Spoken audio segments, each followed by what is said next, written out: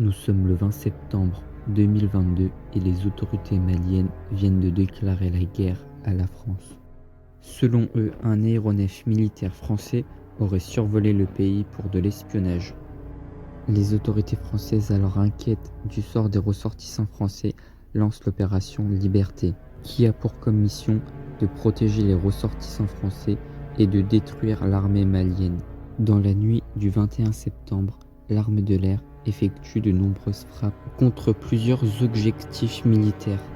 Nous sommes le 23 septembre 2022 et un corps expéditionnaire français franchit la frontière malienne depuis le Niger, avec comme plusieurs objectifs comme Kidal, où des parachutistes français seront parachutés.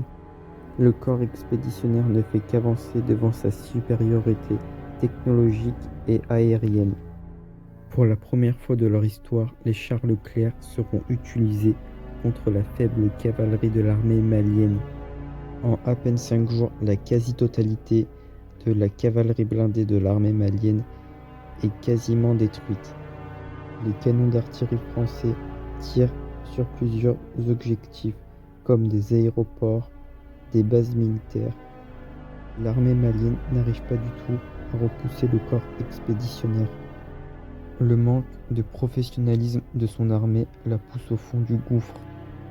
L'armée française avance et avance encore. Le corps expéditionnaire français, très mobile dans l'ensemble, rentre le 27 septembre dans la ville de Bamako, là où une des plus féroces batailles a lieu. Pendant plus de 10 jours, 10 000 Français affronteront 20 000 Maliens soutenus par la population. Plusieurs frappes chirurgicales seront menées. Une première division française attaque par le nord de la ville. Soutenue par une forte supériorité aérienne, une trentaine d'avions de chasse frappent les positions ennemies. Le service des essences des armées et la logistique approvisionnent les soldats en munitions et nourriture et essence. Le 30 septembre, la quasi-totalité de l'armée malienne est détruite. Les derniers résistants se rendent. La France a réussi à détruire l'armée malienne en très peu de temps, montrant dans tous les domaines sa supériorité technologique, aérienne, terrestre, de renseignement et de professionnalisme de son armée.